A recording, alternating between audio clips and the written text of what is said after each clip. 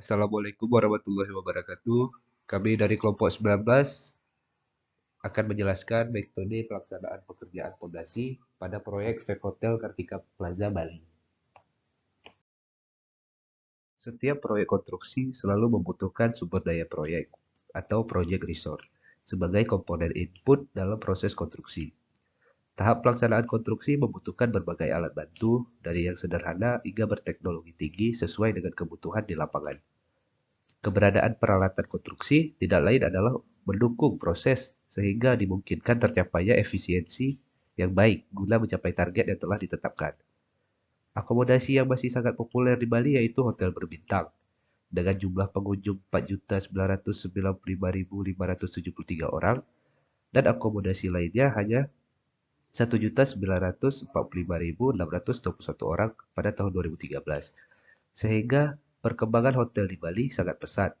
Akhir-akhir ini, untuk memenuhi kebutuhan akomodasi para wisatawan di Bali, PT Lima Gria Arta sebagai developer Vape Hotel Kartika Plaza Bali membangun Vape Hotel yang terletak di Jalan Kartika Plaza, Kuta, Bali. Pekerjaan persiapan.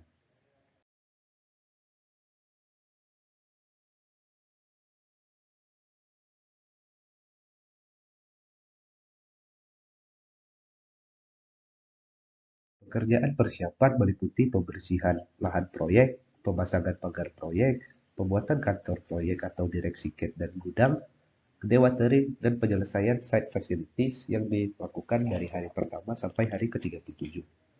Sebelumnya dilakukan pekerjaan bore pile untuk dinding penahan tanah di sekeliling proyek. Pekerjaan ini merupakan pekerjaan yang disubkan dan ditanggung oleh owner. Pembersihan lahan proyek. 1.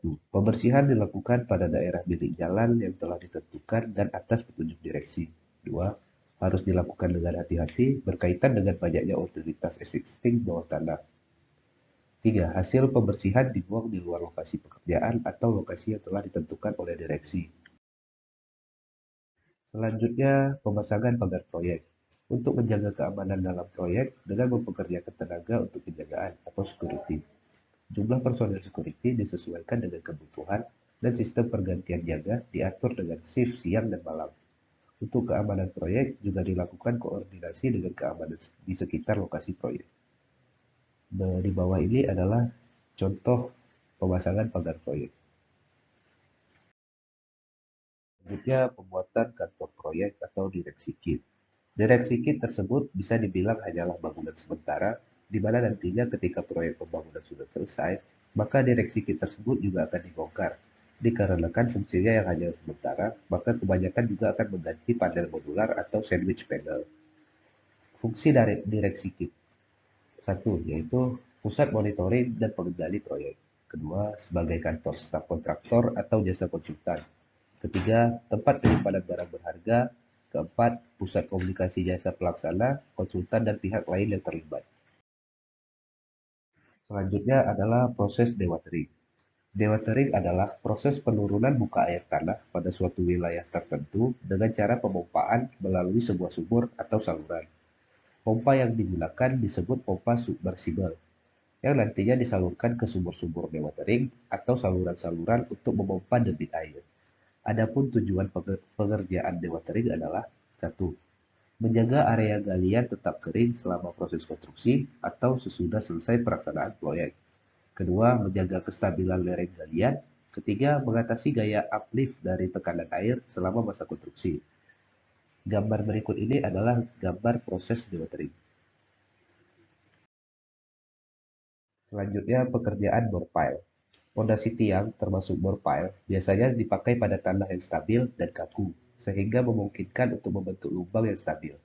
Jika tanah mengandung air, setelah tanah dilubangi dengan alat bor, pipa besi dibutuhkan untuk menahan dinding lubang, dan kemudian pipa besi tersebut ditarik ke atas pada waktu pengecoran beton. Sedangkan pada tanah yang keras ataupun batuan lunak, dasar tiang dapat dibuat lebih besar agar mampu menambah tahanan dukung ujung tiang. Selanjutnya, kita akan masuk pada metode pelaksanaan.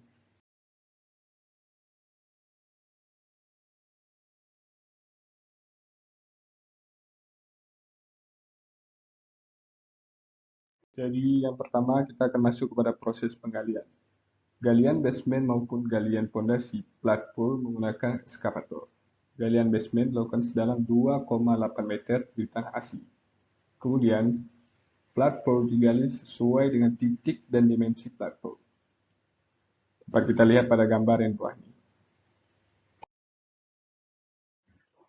Selanjutnya, proses pembuatan lantai kerja.